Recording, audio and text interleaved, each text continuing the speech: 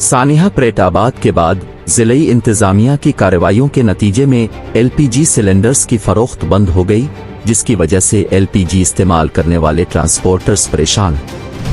याद रहे कि चंद रोज कबल हैदराबाद के इलाके प्रेटाबाद में गैस सिलेंडर की दुकान में धमाके के बाद आग भड़क उठी थी।